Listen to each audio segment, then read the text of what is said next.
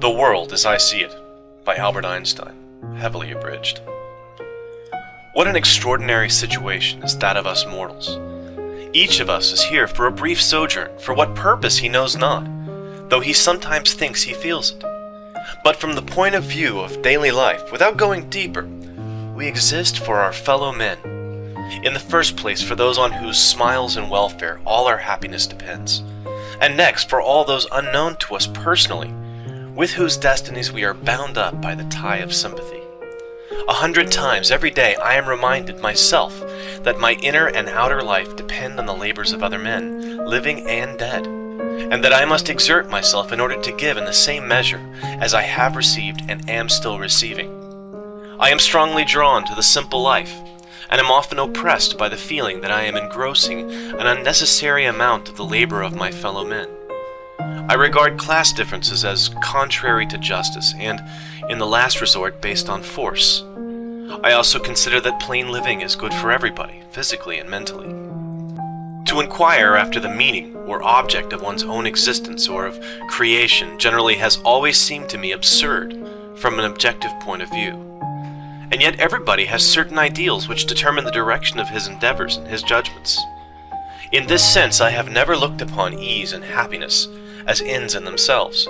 Such an ethical basis I call more proper for a herd of swine. The ideals which have lighted me on my way, and time after time given me new courage to face life cheerfully, have been truth, goodness, and beauty. Without the sense of fellowship with men of like mind, of preoccupation with the objective, the eternally unattainable in the field of art and scientific research, life would have seemed to me empty. The ordinary objects of human endeavor, property, outward success, luxury, have always seemed to me contemptible. My passionate sense of social justice and social responsibility has always contrasted oddly with my pronounced freedom from the need for direct contact with other human beings and human communities. I gang my own gait, and have never belonged to my country, my home, my friends, or even my immediate family with my whole heart. In the face of all these ties, I have never lost an obstinate sense of detachment, of the need for solitude, a feeling which increases with the years. One is sharply conscious, yet without regret, of the limits to the possibility of mutual understanding and sympathy with one's fellow creatures. Such a person no doubt loses something in the way of geniality and lightheartedness. On the other hand, he is largely independent of the opinions, habits, and judgments of his fellows, and avoids the temptation to take his stand on such insecure foundations. My political ideal is that of democracy. Let every man be respected as an individual, and no man idolized. It is an irony of fate that I myself have been the recipient of excessive admiration and respect from my fellows through no fault and no merit of my own. The cause of this may well be the desire, unattainable for many, to understand the one or two ideas to which I have, with my feeble powers, attained through ceaseless struggle.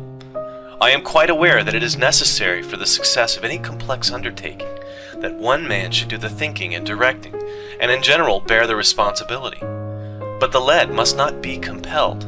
They must be able to choose their leader. An autocratic system of coercion, in my opinion, soon degenerates.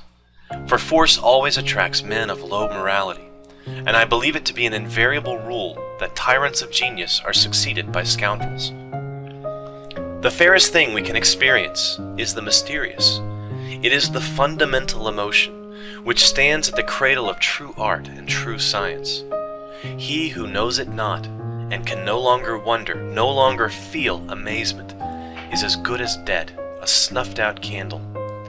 It was the experience of mystery, even if mixed with fear, that engendered religion. A knowledge of the existence of something we cannot penetrate, of the manifestations of the profoundest reason and the most radiant beauty, which are only accessible to our reason in their most elementary forms. It is this knowledge and this emotion that constitute the truly religious attitude. In this sense, and in this alone, I am a deeply religious man. I cannot conceive of a God who rewards and punishes his creatures, or has a will of the type of which we are conscious in ourselves.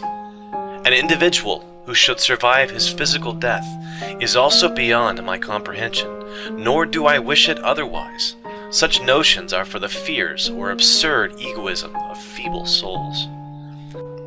Enough for me the mystery of the eternity of life, and the inkling of the marvelous structure of reality, together with the single-hearted endeavor to comprehend a portion, be it never so tiny, of the reason that manifests itself in nature.